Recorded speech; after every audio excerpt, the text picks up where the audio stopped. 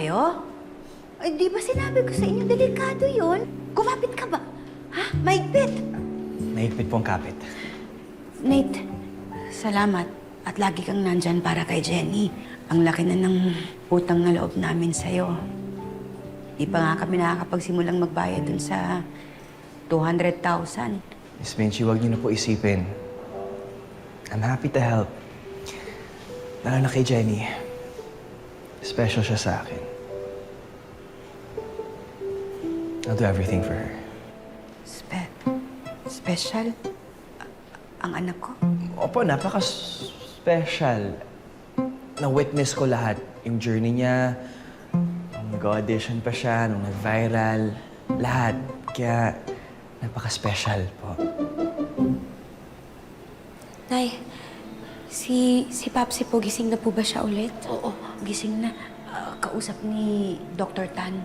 Kayo po, nag-ausap na po ba kayo? Hindi pa, anak. Siya raw nga muna ang kakausap sa tatay mo. Pero pinapupunta tayo ng alas 6. Nate, una muna kami ano po bang nangyari kay Papsi? May iba sa kanya. Paano pong iba? Pag kinakausap mo siya.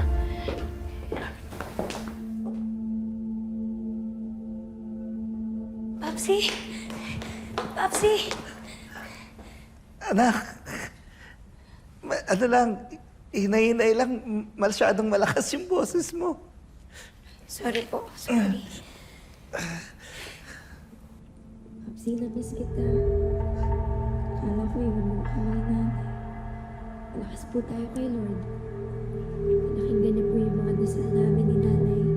At lahat na taga-Port Uno. Tapos,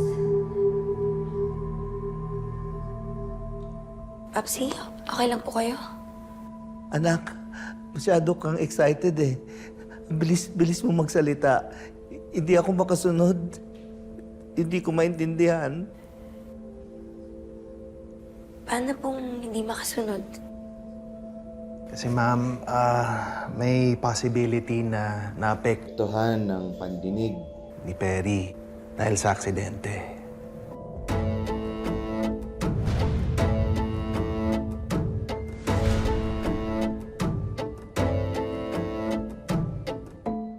After talking to Perry a while ago, meron akong nakitang problema. There's a possible damage in his inner ear and or yung auditory nerve niya. So dalawa yung issue, volume issue tsaka clarity issue. So, ibig sabihin po, may naririnig po siya pero hindi malinaw? Exactly. Isipin mo na lang parang cellphone na walang signal. Minsan malakas yung volume, minsan wala, minsan klaro, minsan hindi. Yan yung issue ni Perry ngayon. Papsi, hindi niyo daw po kami naiintindihan? Kaya nga, binabasa ko yung bibig mo para naiintindihan ko yung sinasabi mo. Perry, may problema ba sa pandinig? Pandinig, may problema. Dito. Pandinig? Oo, may problema. Para akong nasa ilalim ng tubig.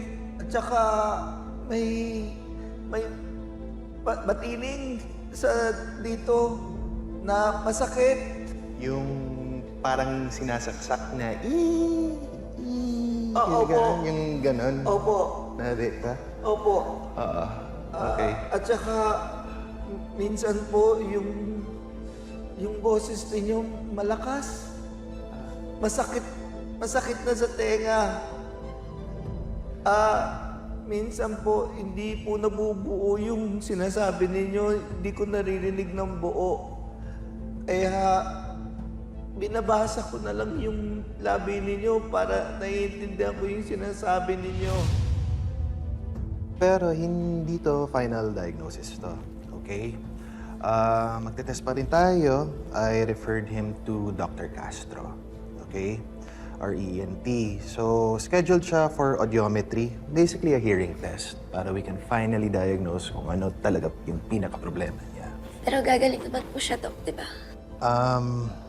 no false hope, okay? I won't sugarcoat. There are cases na temporary lang siya, which is good.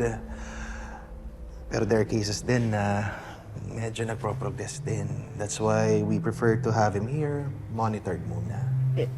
Doc, nagpo-progress? Ano, ibig sabihin po, lalala pa? Unfortunately po, oo. Kaya ginagawa po namin lahat. Excuse me.